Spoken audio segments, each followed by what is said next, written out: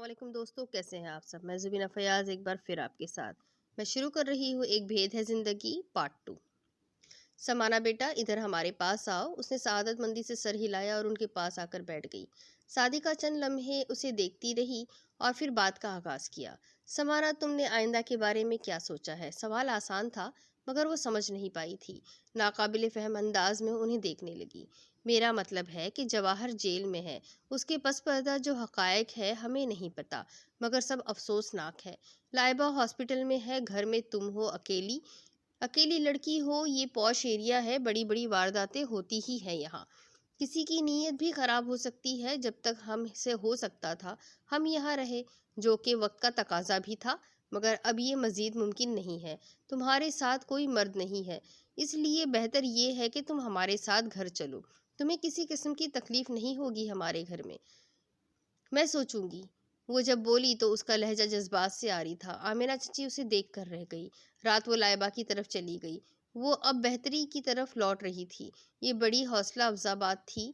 एक हफ्ता बाद वो मुकम्मल तौर पर तंदुरुस्त होकर घर आई तो इसके जहन से जैसे कोई भारी बोझ उतर गया। इस दौरान अशहर रोज़ चक्कर लगाता रहा। सादिका भी आती रही। बाहर चौकीदार रात दिन मौजूद रहता। इस साहे के बाद अशहर से कहकर इसने गुलशाह के अलावा एक और चौकीदार रख लिया था। गुलशाह रात को ड्यूटी पूरी करता और दूसरा दिन को ड्यूटी पूरी करता। अब कुछ दिनों बाद, उस दिन छुट्टी थी। 10 बजे के करीब वो सोकर उठी तो अशहर आया बैठा हुआ था। उसे शर्मिंदगी से हुई, जाने वो कब से आए बैठा है। उसने सलाम किया तो जवाबन वो खुशदिली से मुस्कुराया। वो इधर ही बैठ गई और आम रस्मी सी बातें होने लगी। समाना ने इस अरसे में जान लिया था कि जाबर के रिश्तेदारों में ये बहुत मुखलिस नौजवान है। यही हाल इसके सारे घराने का था। जवाहर भाभी आपसे मिलना चाहती है। वो अखबार के सफ़े पलटते हुए आम से अंदाज में बोला। वो तो सुनसी हो गई। तो फिर कब चल रही हैं आप मेरे साथ। वो खामोश रही। इस तरह करे कि काशिफ और लाइबा के स्कूल जाने के बाद आप तैयार रहे, मैं उसी वक्त आऊँगा। वो दांतों से नाखून चबाने लगी। चेहरा अंदरूनी इस्तराब का घमास था। जाबर भाई के बिजनेस के मामलात भी देखने हैं, बड़ा बखेरा है। मगर एक बात कहनी पड़ेगी कि इनका मैनेजर बड़ा ईमानदार है। आप भी ऑफिस का चक्कर लगा लिया करे। मैं अपना भी एक काबिल एतमाद शख्स वहाँ छोड़ दूंगा, मगर आपका वहाँ जाना ज़रूरी है। वर्कर जिम्मेदारी से काम करेंगे। ठीक है, मैं आइंदा चंद रोज़ में जाना शुरू कर दूंगी, क्योंकि पढ़ाई छोड़ने का फ़ैसला कर लिया है मैंने। वो आहिस्तगी से बोली तो अशर उसका चेहरा देखने लगा। पढ़ाई क्यों छोड़ने का फ़ैसला किया आपने। मैं लोगों को फेस नहीं कर सकती शायद। वो बेबसी से बोली। गलत फहमी है आपकी। आप बहुत बहादुर है समाना।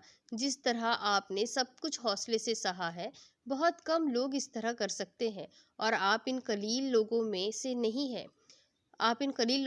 एक है। ज़िंदगी कभी बहुत मुश्किल लगने लगती है, मगर इसका ये मतलब नहीं कि ज़िंदगी हमेशा इसी तरह मुश्किल रहेगी।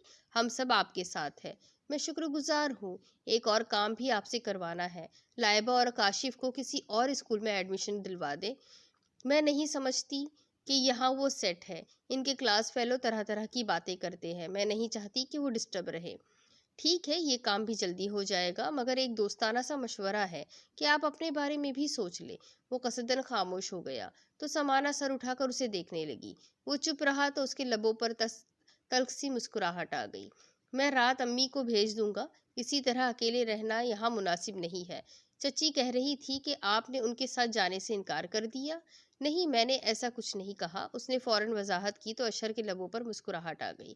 मेरा अंदाज़ा है आप सचमुच हौसले वाली है और कभी भी किसी के घर जाकर नहीं रहेगी।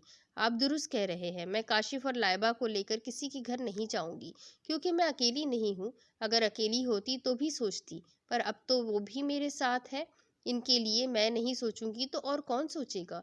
मैं उन्हें सबकी तल्ख बातों से बचाना चाहती हूँ, ताकि वो नॉर्मल अंदाज में जी सके। ये ना हो कि एक और बोलते बोलते कोई ख्याल आने पर वो अचानक से खामोश हो गई। अशर इस दौरान मुकम्मल तवज्जो इसी पे मरकूज किए हुए था।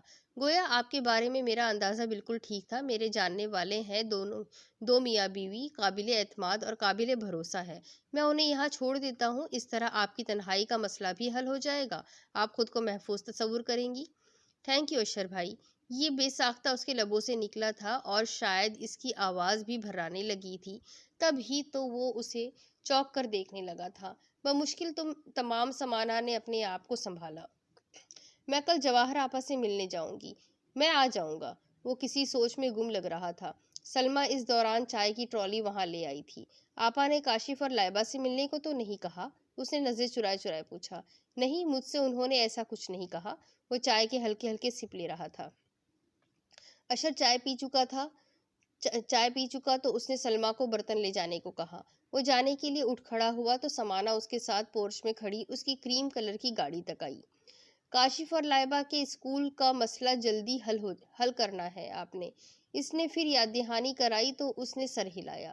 وہ گیٹ سے باہر جاتی اس کی گاڑی کو دیکھ رہی تھی۔ چوکیدار گیٹ پہ مستعد انداز میں کھڑا تھا۔ وہ مطمئن سی ہو کر مڑ آئی۔ جتنی وہ باہر سے مطمئن نظر آ رہی تھی، در حقیقت اندر سے ایسا نہیں تھا۔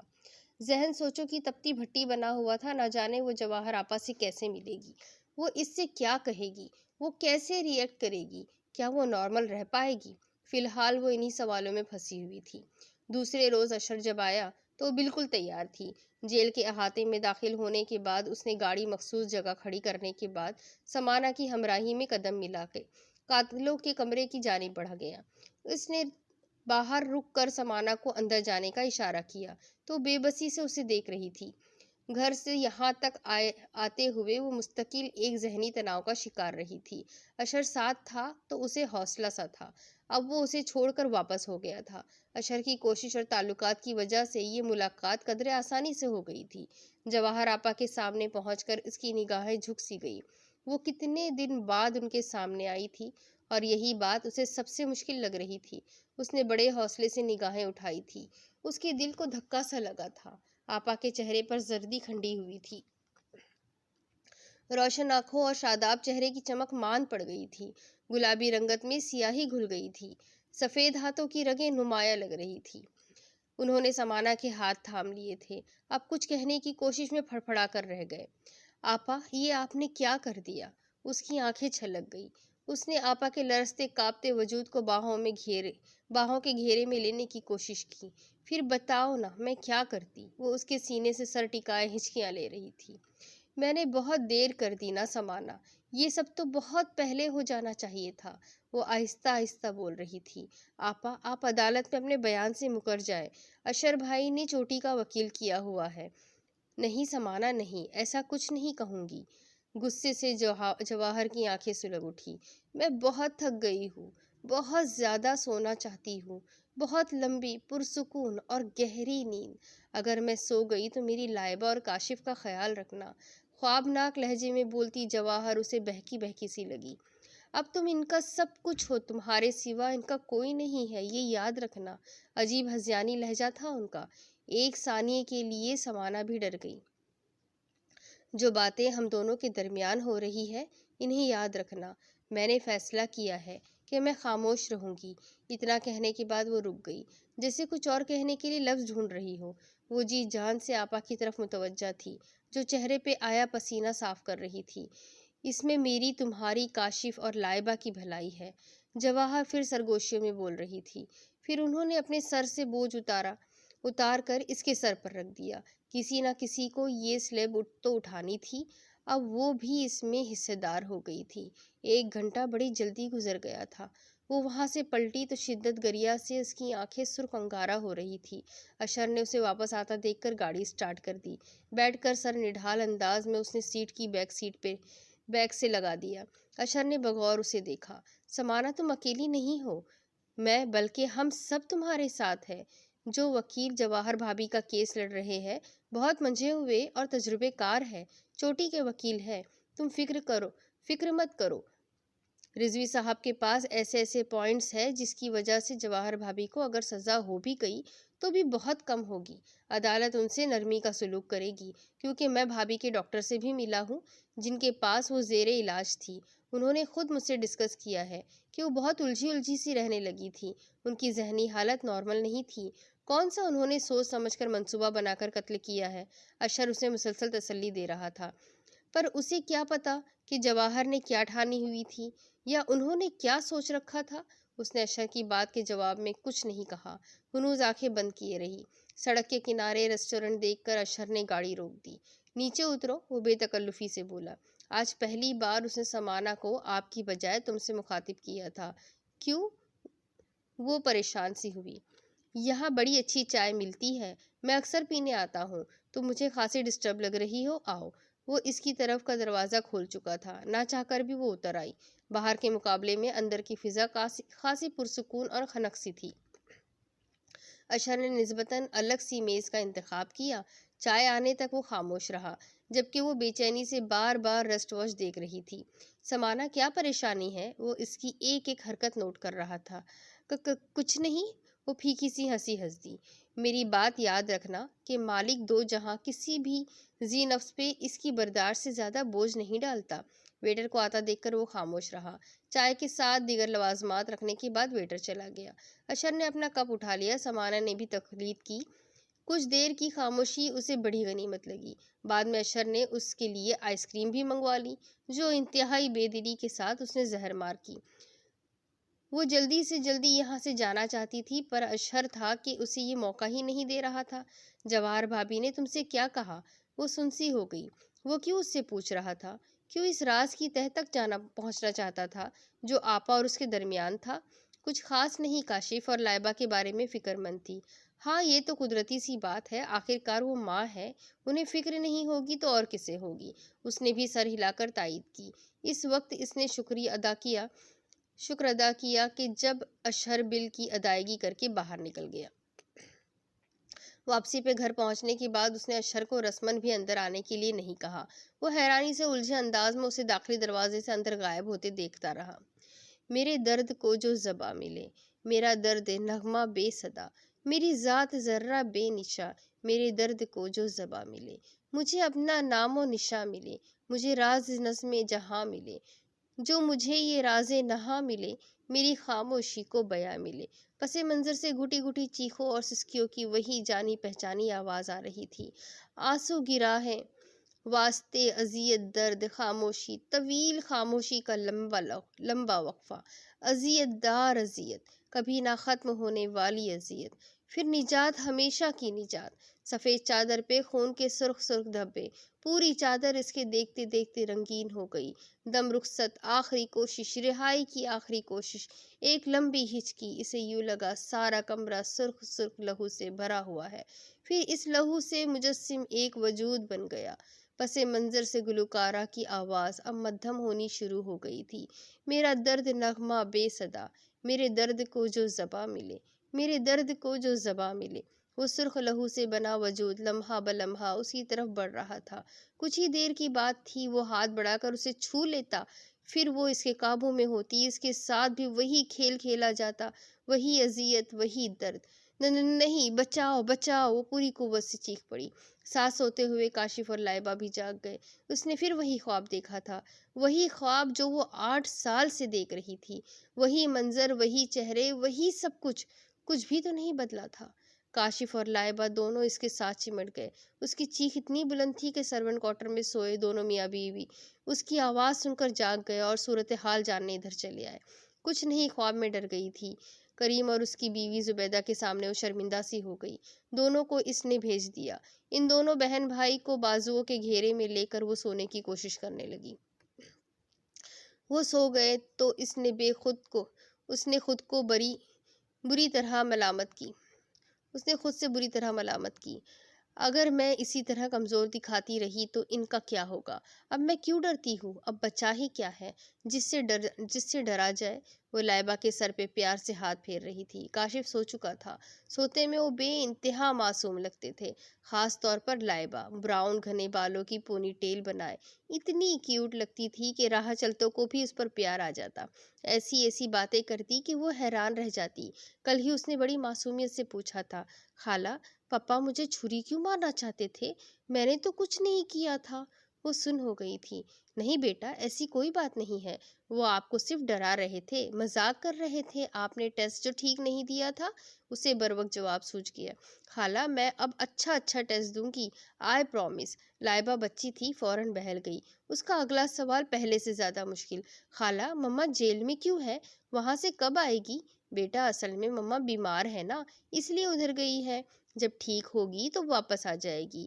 اپنے تئیں اس نے لائبہ کو تسلی بخش جواب دیا تھا۔ وہ ڈاکٹر کے پاس کیوں نہیں جاتی ہے؟ وہاں جائے نا۔ پتہ ہے بھائی کہتا ہے مما اس لیے جیل گئی ہے کہ انہوں نے پپا کا مرڈر کیا ہے۔ اس نے اپنی معصوم سی عقل کے سہارے ہی بات کی تھی۔ نہیں لائبہ جانو، یہ بات نہیں ہے، مما نے جان کر یہ سب نہیں کیا۔ اس نے دانستہ لفظ مرڈر نہیں کہا تھا۔ وہ غلطی سے چھری پپا کو لگی ہے، وہ تو پہلے ہی بیمار تھے۔ اب اسے سمجھ نہیں آ رہی تھی کہ اور کیا بات بنائے۔ بڑی مشکل سے اس نے موضوع تبدیل کیا تھا۔ اشر کی کوششوں کی وجہ سے ان دونوں کا ایڈمیشن ایک دوسرے اچھے اسکول میں ہو گیا تھا۔ اس طرف سے اس کا دل پرسکون ہو گیا، مگر زندگی میں مکمل سکون شاید ناپید تھا۔ جابر کے خاندان میں جواہر کے بارے میں چہمگوئیاں نئے نئے رنگ اختیار کر رہی تھی۔ سب کا خیال تھا کہ جواہر کسی اور میں انوالو تھی۔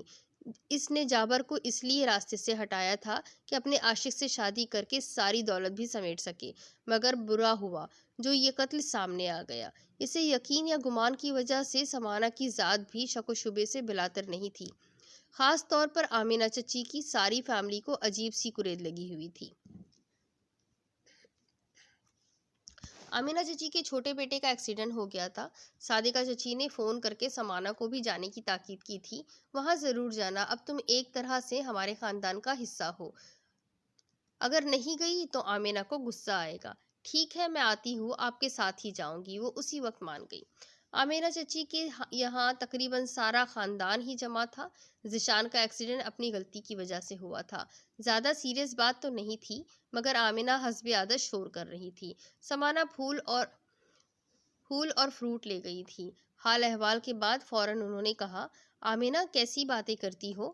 یہ پہلے ہی اتنی زیادہ اپسیٹ ہے۔ صادقہ نے انہیں سہولت سے ٹوکا، پر وہ شرمندہ ہونے والوں میں سے نہیں تھی۔ انہیں پورا یقین تھا کہ جابر کے قتل کے ساتھ اس کا یعنی سمانہ کا مفاد بھی وابستہ ہے۔ انہیں یہ بات کھائے جا رہی تھی کہ جابر کے قتل کے بعد اس کی ساری جائیداد اس کے قبضے میں چلی جائے گی، کیونکہ لائبہ اور کاشف دونوں ابھی بہت چھوٹے تھے۔ خود جواہر جیل میں تھی، ظاہر ہے کوئی نہ کوئی فیصلہ ہونے تک مالک و مختار تو سمانہ ہی تھی۔ وہ چھوٹی سی 5 فٹ کی لڑکی سمانہ جتنی دیر وہاں رہی دل پہ جبر کر کے بیٹھی رہی۔ ذیشان ایکسیڈنٹ ہونے کے باوجود خوب چہک رہا تھا۔ جابر کے قتل کے بعد وہ روزانہ ان کے یہاں پورا مہینہ آتا رہا تھا۔ وہ اس سے اچھی خاصی واقف ہو گئی تھی۔ سارا دفتر بھی تم نے سنبھال لیا ہے اچھی طرح سے۔ آمینہ چچی کے لہجے میں حسد بھرا ہوا تھا، جسے انہوں نے عام سے طریقے اور الفاظ سے چھپانے کی کوشش کی تھی۔ میں تو کہتی ہوں شادی کر لو، خواہ مخواہ جان عذاب میں پھنسائی ہوئی ہے۔ تمہاری ابھی عمر ہی کیا ہے؟ بزنس، جائیداد، روپے پیسوں کے بکھیڑوں سے نبٹنا تمہارے بس کی بات نہیں ہے۔ تم نازک سی لڑکی ہو، شادی ہو جائے گی تو تمہاری مشکلات کم ہو جائے گی۔ یہ معاملہ تمہارے لیے نہیں ہے۔ شادی کرو، شوہر کے دل پر حکمرانی کرو۔ مگر میں جانتی ہوں کہ تمہارے دل میں بہن کے بچوں کے حوالے سے خوف بھی ہے۔ یکدم وہ بے پناہ ہمدرد نظر آنے لگی۔ اس لیے میرا مشورہ ہے کہ کسی دیکھے بھالے بندے سے شادی کرو، جو تمہیں چاہتا ہو، تمہاری قدر کر سکے اور بچوں کو بھی برداشت کر لے۔ ہمارے دل میں تمہارے لیے بڑی چاہت ہے، اس کا دھیان رکھنا۔ وہ اسے سوچوں میں غلطہ چھوڑ کر سامنے سے ہٹ گئی۔ آمینہ چچی نے کھانے کا انتظام کیا ہوا تھا، نہ کہنے کے باوجود بھی انہوں نے اسے کھانا کھائے بغیر اٹھنے نہیں دیا۔ جب واپس آنے لگی تو انہوں نے پھر سے اسے یاد دہانی کرائی۔ سمانہ میری باتوں پر غور کرنا، برا مت ماننا۔ جواہر کے حوالے سے اب تم بھی ہماری اپنی ہو، دکھ دیکھا نہیں جاتا تمہارا۔ بہنوئی قتل ہو چکا ہے، بہن جیل میں ہے، اور تم کمزور سی اکیلی جان کیا کیا کرو گی؟ ہم تمہارے ساتھ ہیں۔ بلکہ ذیشان تو کہہ رہا تھا کہ اس سے تمہارا اکیلا پن اور پریشانی دیکھی نہیں جاتی۔ میرا بیٹا بڑا حساس اور ہمدرد ہے، اس لیے تمہارے بارے میں فکر مند تھا۔ مجھے بھی خوشی ہوئی کہ کسی کو تو تمہاری فکر ہے۔ وہ بے دلی سے سر ہلا کر رہ گئی۔ صادقہ چچی واپسی میں اسے اپنے یہاں لے گئی تھی۔ کافی دیر وہاں باتوں میں گزر گئی، پھر ڈرائیور اسے چھوڑ کر آیا۔ کاشف اور لائبہ اسکول سے آ چکے تھے۔ اسے شرمندگی سی ہوئی اور محسوس ہوا کہ اس نے بہت دیر لگا دی، کیونکہ لائبہ رو رہی تھی۔ خالہ آپ کہاں چلی گئی تھی؟ کاشف اسے دیکھتے ہی ناراضگی سے بولا۔ اس کا منہ پھلا ہوا تھا۔ خالہ کی جان، آئی ایم سوری، میں چچی کے یہاں گئی تھی، وہاں سے واپسی میں تھوڑی سی دیر ہو گئی، آئندہ ایسا نہیں ہوگا، پہلی اور آخری غلطی سمجھ کر معاف کر دو۔ اس نے کان پکڑ کر معافی مانگی۔ اس نے سچ مچ کان پکڑ کر منہ پہ افسوسناک تاثرات طاری کر لیے تو کاشف ہنس پڑا۔ لائبہ بھی رونا بھول کر دلچسپی سے اسے دیکھ رہی تھی۔ اس نے لائبہ کو گود میں اٹھا لیا۔ آئندہ کچھ روز میں آفس جوائن کر لوں گی، تب کیا ہوگا؟ پھر تو میں لیٹ آؤں گی۔ آپ بہادر بنو، شام میں کریم چچا کے ساتھ پارک چلے جایا کرو۔ اس نے تجویز دی تو کاشف مچل گیا۔ نہیں خالہ، آپ جلدی واپس آیا کریں گی اور ہم کریم چاچا کے ساتھ پارک نہیں جائیں گے۔ اگر جائیں گے تو صرف آپ کے ساتھ ہی جائیں گے، کیونکہ میں نے ٹی وی پلے میں دیکھا ہے، چھوٹے بچوں کو باہر کے کسی بھی بندے کے ساتھ اکیلا نہیں بھیجنا چاہیے۔ اور ہاں، بھائی یہ بھی بتایا ہے کہ کسی سے کوئی چیز بھی مما کی اجازت کے بغیر لے کر نہیں کھانی چاہیے۔ لائبہ بھی شریک گفتگو ہو گئی۔ مگر ہماری مما تو ہمارے پاس ہی نہیں ہے، کاشف اداسی سے بولا تو اس کا دل کٹ سا گیا۔ اس نے قصدن بچوں کا ذہن بٹایا۔ اچھا، اور کیا دکھایا ہے اس پلے میں؟ اس میں یہ بتایا ہے کہ جو گندے گندے انکل ہوتے ہیں وہ مٹھائی، آئس کریم، چاکلیٹ اور پیسوں کا لالچ دے کر چھوٹے بچوں کو ساتھ لے جاتے ہیں اور پھر مار دیتے ہیں۔ کاشف نے بڑے پتے کی بات کی تھی۔ ہاں بھائی، کھانے کی چیزوں میں بے ہوشی کی دوائی ہوتی ہے، اسے کھاتے ہی بندہ بے ہوش ہو جاتا ہے، اس لیے ہمیں اکیلے باہر نہیں جانا چاہیے، اور اگر گندے انکل مل جائے تو اسی وقت مما کو بتانا چاہیے اور ان سے کوئی بھی چیز لے کر نہیں کھانا چاہیے اور اپنے آپ کو ہاتھ نہیں لگانے دینا چاہیے، کیونکہ ہمارا جسم ہمارا ہے، کسی کو حق نہیں وہ اسے ہاتھ لگائے۔ کاشف اس مشہور ٹی وی پروگرام کی ہو بہو نقل اتار رہا تھا۔ سمانا یکٹک اسے دیکھے جا رہی تھی۔ وہ کتنی بڑی بڑی باتیں کر رہا تھا۔ وہ پھر سے سوچوں کے گرداب میں ابھرنے اور ڈوبنے لگی۔ ذہن کاشف کے جملے پہ اٹک گیا تھا۔ ہمارا جسم ہمارا ہے، کسی کو حق نہیں کہ اسے ہاتھ لگائے۔ یہاں جسم پہ کیا موقف، روح تک اذیت سے بھری ہوئی تھی۔ وہ عجیب سے لہجے میں اپنے آپ سے بولی۔ شکر تھا کہ کاشف اور لائبہ اپنی باتوں میں مگن تھے، ورنہ شاید اس جملے کا مطلب پوچھ بیٹھتے۔ پھر وہ کیسے اس کی وضاحت کر پاتی؟ شاید وہ کبھی بھی تشریح نہ کر پاتی۔ ایک 6 سال کی بچی کے ساتھ زیادتی کا کیس اس کے پاس آیا تھا۔ بچی کا تعلق ٹھیک ٹھاک معزز گھرانے سے تھا، اس لیے یہ کیس تھانے تک پہنچا تھا، ورنہ اگر کوئی روایتوں کا مارا گھر ہوتا تو بات وہیں دبا دی جاتی اور کسی کو کانوں کان خبر نہ ہو پاتی۔ اشر پوری جان فشانی سے کام کر رہا تھا تاکہ ملزم کو سزا دلوائی جا سکے۔ زیادتی کا مرتکب ایک 16 سال کا لڑکا تھا۔ بچی کے گھر وہ ملازم تھا۔ سارے گھر والے شادی کی ایک تقریب میں گئے ہوئے تھے۔ بچی ملازم کے ساتھ اکیلی تھی۔ بتایا گیا کہ چونکہ اس کی طبیعت خراب تھی اس لیے ماں اسے ساتھ لیے بغیر چلی گئی تھی۔ اشر اس وکیل پہ بھننا گیا تھا اور کہتے کہتے وہ مشکل رکا، آپ بھی نہ جاتی، بچی کے ساتھ رہتی۔ ملازم کا بیان تھا کہ اس کی بچی پہ مجرمانہ حملے کا کوئی بھی ارادہ نہیں تھا۔ وہ ٹی وی پروگرام دیکھ کر گھر والوں کی واپسی کا انتظار کر رہا تھا تاکہ جب گھر والے واپس آئے تو وہ فوراً گیٹ کھول سکے۔ کیبل پر ایک بےہودہ فلم چل رہی تھی، وہ دیکھ کر اس کا دماغ الٹ گیا اور وہ جذبات میں اندھا ہو کر بچی کے کمرے میں گھس گیا۔ وہ اپنے مذموم شیطانی مقاصد کی تکمیل میں کافی حد تک کامیاب ہو چکا تھا جب مالکوں میں سے ایک اچانک واپس آ گیا۔ اب اس کے پاس بھاگنے کا وقت نہیں تھا، کیونکہ تھوڑی دیر میں باقی سب گھر والے بھی واپس آ چکے تھے۔ بچی بے ہوش تھی، اس کی حالت کافی سنگین تھی۔ بچی کے باپ کا ارادہ تو اسے جان سے مارنے کا تھا، مگر گھر والوں نے پولیس کو فون کر دیا۔ پھر بھی تھانے آنے سے پہلے تک ملازم کی ٹھیک ٹھاک مزاج پرسی ہو چکی تھی۔ وہ شدید زخمی حالت میں تھا۔ مقدمہ زیر سماعت تھا۔ انویسٹیگیشن آفیسر کی حیثیت سے اشر بھی عدالت میں پیش ہوا تھا۔ بچی تاحال ہاسپٹل میں تھی۔ وہ اسے دیکھنے گیا تو اس پہ نظر پڑتے ہی وہ ہذیانی انداز میں چیخنے لگی تھی۔ اشر کے دل پہ بوجھ سا آ پڑا۔ وہ سخت تعصب میں گھرا ہوا تھا۔ اس کی ماں نے جو ساتھ ہی تھی بتایا کہ ہر مرد کو دیکھتے ہی اس کی یہی حالت ہوتی ہے، حتیٰ کہ اپنے باپ کو دیکھ کر بھی حواسوں میں نہیں رہتی۔ وہ اندازہ کر سکتا تھا کہ اس بچی کا مستقبل کیسا ہوگا۔ شاید وہ تمام عمر مردوں سے نفرت میں گزار دیتی۔ اب بہت مشکل تھا اعتبار کرنا۔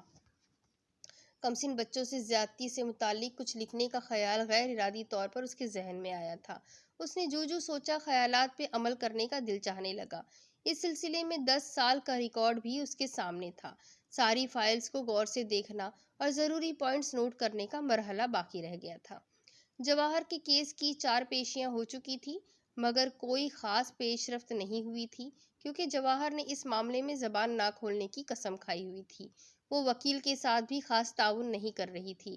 اشر بہت پریشان سا سمانا کے پاس آیا۔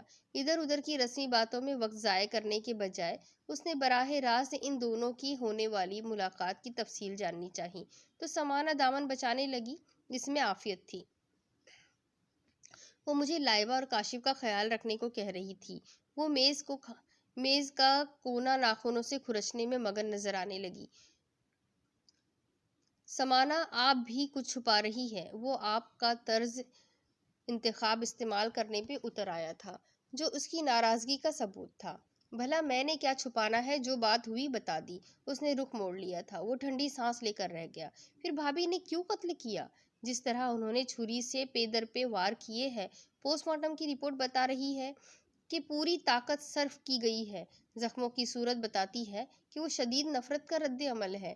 میرے لیے حیرت کا باعث ہے، کیونکہ بھابھی نے عدالت میں بیان دیا ہے کہ انہیں نہیں پتا اس وقت وہ کیا کر رہی ہے۔ سمانا اسے دیکھ کر رہ گئی۔ اگر مجھے ساری بات پتا ہو تو کیس کا رخ موڑا جا سکتا ہے، بھابھی کو لمبی سزا سے بچایا جا سکتا ہے۔ ایک ملال نے سمانا کو جکڑنا شروع کر دیا تھا۔ وہ اسے کیسے بتاتی؟ آپا سزا سے ہی تو بچنا نہیں چاہتی تھی، اس لیے تو انہوں نے زبان بند رکھی تھی۔ انہوں نے اسے بھی اپنے ساتھ ایک ایسے راز میں شریک کر لیا تھا جس کا بوجھ اٹھانا اس کے لیے ابھی سے ناقابل برداشت ہونا شروع ہو گیا تھا۔ بھلا وہ کیسے حفاظت کر سکے گی؟ کیسے بوجھ سہ پائے گی؟ اشر کے سامنے زیادہ دیر بیٹھنا اب اسے ممکن نہیں لگ رہا تھا، اس لیے طبیعت کی خرابی کا بہانہ کر کے وہ وہاں سے اٹھ آئی۔ وہ حیرت و تعصب سے دروازے کو دیکھنے لگا جہاں سے وہ گزر کر ابھی گئی تھی۔ عجیب گورکھ دھندا تھا۔ اسے سمجھ نہیں آ رہی تھی کہ کہاں سے ڈور سلجھائی جا سکے۔ چھوٹی بی بی ذیشان صاحب آئے ہیں۔ اگلے دن کریم کی بیوی اسے بتا کر اب سوالیہ نگاہوں سے دیکھ رہی تھی کہ وہ اب اس سے کیا جواب چاہتی ہے۔ اچھا بٹھا انہیں، میں آتی ہوں۔ اس نے بستر سے اتر کر چپل پہنی، شانوں پہ دوپٹہ درست کیا۔ اس دوران وہ سوچ رہی تھی کہ ذیشان کیوں آیا ہے۔ جابر کی موت کے بعد سب کے ساتھ وہ آتا رہتا تھا، اس کے بعد وہ آج آیا تھا۔ اس کا سوچنا فطری سا تھا۔ وہ ڈرائنگ روم میں آئی تو ذیشان صوفے سے اٹھ کھڑا ہوا۔ اس نے سلام کر کے رسماً سب کی خیریت پوچھی۔ چائے پینے کے دوران اس نے بتایا، امی آپ کو یاد کر رہی ہے، کہہ رہی تھی آپ کو ساتھ لے کر آؤں۔ آج تو میں نہیں آ سکتی، کاشف کے ایگزامز ہو رہے ہیں۔ اس نے سہولت سے انکار کر دیا تو وہ مایوس سا ہو گیا۔ کچھ دیر بیٹھنے کے بعد وہ چلا گیا۔ آمینہ چچی جانے کیوں اس پہ مہربان ہو رہی تھی، اس کی سمجھ سے بلاتر تھا۔ آمینہ چچی نے صادقہ چچی سے سمانا کے بارے میں بات کی تھی۔ وہ اسے ذیشان کی دلہن بنانا چاہتی تھی۔ جانے کیوں آمینہ نے یہ بات کی تو انہیں افسوس سا ہوا، کیونکہ عین یہی ارمان ان کے دل میں تھا۔ وہ تو اسے خیالوں میں کئی بار اشر کے ہمراہ دیکھ چکی تھی، پر اب آمینہ نے پہلے بات کی تو انہیں پیچھے ہٹنا پڑا۔ آمینہ چچی صادقہ چچی کے ذریعے سمانا کی مرضی جاننا چاہ رہی تھی۔ جب انہوں نے یہ بات سمانا سے پوچھی تو اس نے دو ٹوک انکار کر دیا۔ آمینہ پھر بھی مایوس نہیں تھی، انہیں یقین تھا کہ سمانا ایک دن ضرور مانے گی۔ جواہر کا نام خطرناک قیدیوں کی فہرست میں درج تھا، اس لیے اسے الگ تھلگ رکھا گیا تھا۔ صبح اس کے کیس کا فیصلہ ہونا تھا۔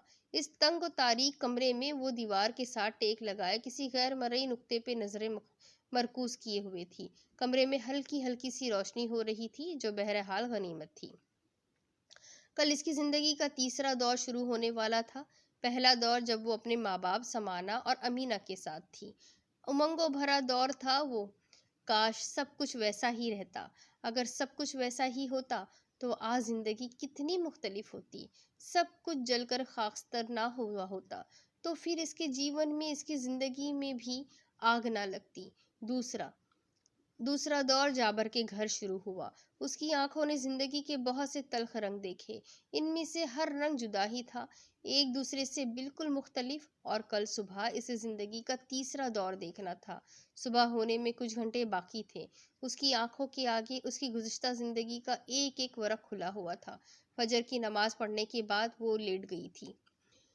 इस दौरान इसके चेहरे पे बड़ी पुरसुकून सी मुस्कुराहट थी, जैसे उसने निजात का राज दरियाफ्त कर लिया हो। सुबह अपने जलवा में जाने क्या लेकर तुल्लू होने वाली थी, ये तो ऊपर वाले को ही खबर थी। वो अपने कदमों पे चल के जेल की सलाखों के पीछे गई थी, मगर आज आज उसे हाथों हाथों पे उठाकर वापस लाया गया था। पहरे पे मतीन संतरी बता रहा था कि जब सुबह उसकी कोठरी का दरवाज़ा खोला गया तो वो मुर्दा पड़ी थी। समाना को अपनी आंखों और समातों पे शबा होने लगा था।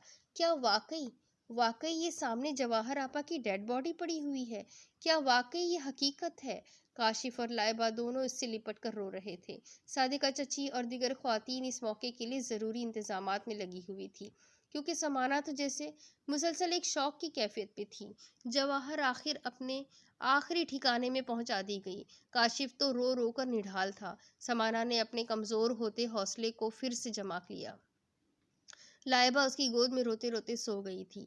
सादिका उसे उठाकर अंदर लिटा आई। उन्होंने समाना को ज़बरदस्ती नींद की गोली दूध के साथ दी, ताकि उसका मुंतशिर जहन और आसाब सुकून पा सके। वो पूरी दर्दमंदी के साथ इन तीनों का ख्याल रखने की कोशिश कर रही थी। आने जाने वालों का ध्यान, एक एक चीज़ पे नज़र, घर का ख्याल, समाना को तसल्ली देना, दिलासे देना, इनके हर काम में खुलूस की झलक थी। इस कड़े वक्त में अगर इनका सहारा ना होता तो शायद समाना भी हौसला हार जाती। अब उसे आगे ज़्यादा बड़ी मुश्किलात का सामना था। वसीयत की रो से जवाहर ने सारी जायदाद का वारिस काशिफ, लाइबा और समाना को करार दिया था। काशिफ और लाइबा के जवान होने तक वही निगरान थी, मगर समाना आधी जायदाद की वारिस इस सूरत में करार पाती अगर वो शादी कर लेती। बसूरत दीगर वो सिर्फ निगरान थी, और इससे इसका काम का मुआवजा हर महीने मिलना था। उन्होंने समाना की शादी और जायदाद पर तसर्रुफ व मलकियत की शर्त रखा था। जवाहर के वकील ने बाआवाज़े बुलंद जाबर के रिश्तेदारों की मौजूदगी में वसीयत पढ़कर सुनाई थी। जवाहर की वसीयत के मुताबिक अगर इन तीनों में से किसी को भी खुदा न खास्ता कुछ हो जाता तो इसका हिस्सा भी दूसरे को मुंतकिल होता। मसलन अगर समाना मर जाती तो इसके हिस्से की जायदाद काशिफ और लाइबा में तकसीम हो जाती। अगर इन दोनों के साथ नागहानी हो जाती तो समाना तमाम जायदाद की वारिस बन जाती। आखिर में एक बंद लिफाफा वकील ने समाना को दिया। ये तहरीर जवाहर ने जेल में लिखी थी और वकील साहब के जरिए लॉकर में रखवाई थी। इसके ऊपर मोटे हुरूफ में लिखा था, सिर्फ समाना के लिए। अब इसके आगे की स्टोरी मैं आपको अगली किस्त में सुनाती हूँ कि अब समाना क्या करेगी। क्या वो अकेली बच्चों की परवरिश कर सकेगी, या वो शादी कर कर आधी जायदाद लेकर अलग हो जाएगी। अब बच्चों का क्या होगा, ये सब कुछ जानने के लिए मेरे साथ बने रहे। अगली किस्त में फिर मिलेंगे। अल्लाह हाफिज़।